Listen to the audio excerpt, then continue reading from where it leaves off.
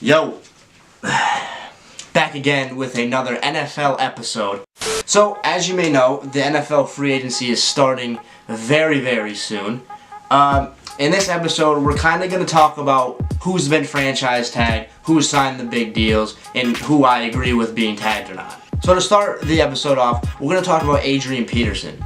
His player option was just declined today by Minnesota, making him a free agent on March 9th. So this doesn't exclude him from Minnesota's future plans, but he would have to sign a very, very low contract. Now, Adrian Peterson's about to be 32 years old, and to be honest, nobody is going to pay $18 million a year for this guy. He's going to be 32, he's had multiple knee surgeries and knee injuries, and he's a liability right now. So let's talk about where I think he should go. There's really only two places that he could go now, and one of those places is the Oakland Raiders. I think that if they let Latavius Murray go, they could easily sign AP for a 1-year, $6-7 million deal to put that offense over the top. With Derek Carr, AP, and a very good offensive line, I think they'd be a very unstoppable offense. Now, the last place I think he would go is where I think he's going to go realistically, is the New York Giants. They just cut Rashad Jennings. They just cut Victor Cruz. I think the New York Giants is the best spot for Adrian Peterson to land right now in his career. In other big news, another running back, Jamaal Charles has just been released from the Kansas City Chiefs. Now, I'm not going to toot my own horn, but I did say this was going to happen for the past 2 years. It finally happened. I am a Chargers fan.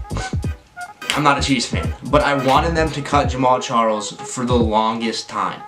He plays every other year, and you have two running backs who can easily fill his role. He is just not needed in Kansas City, and I feel like this release will put the Chiefs over the top. They're going to save a lot of money, and I think the Chiefs get put into a better position with him being released. They're basically just getting rid of their liability in Jamaal Charles and getting two running backs who can constantly play instead of getting one running back who plays every other year. So let's talk about the big signings.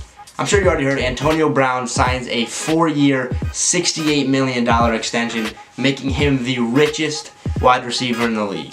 Now, in my opinion, I don't think he should be the top paid wide receiver in the league, as I think there's a good handful amount of receivers better than him, but hey, that's not my business. This man's getting his money, and I respect that. Another big signing comes from Kansas City, again. Eric Berry, the star safety, just signed a 6-year, $78 million deal, again, making him the richest safety in the league. Before I talk about who's been tagged, don't forget to thumbs up this video and subscribe and share with all your family and friends. So let's talk about the franchise tags. I'm just going to name a couple big names, but for the first one, Kirk Cousins got franchise tagged again.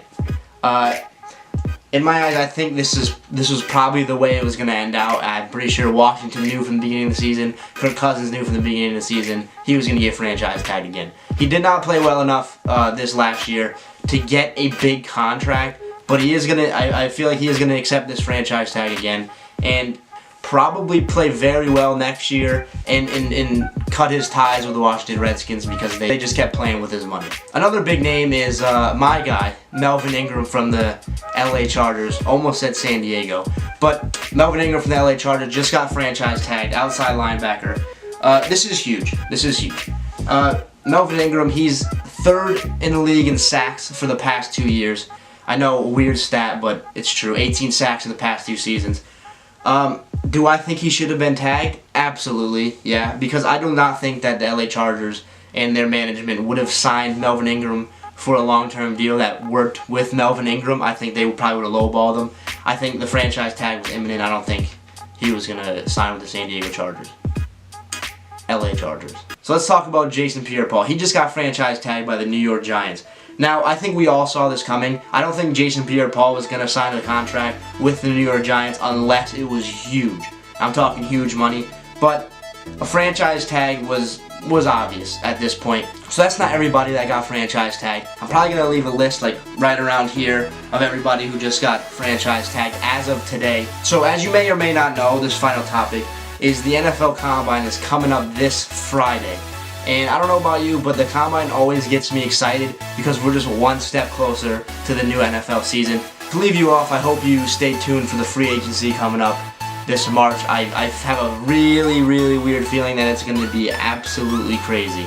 I can see a whole bunch of trades, a whole bunch of monster deals coming up. So stay tuned. And if you miss anything, don't worry, come to our channel, come to my channel. We're probably going to have a recap almost every day throughout free agency, hopefully. So thank you for watching. Hope you leave a like, hope you subscribe, hope you share, hope you do all that stuff. I appreciate it. But peace.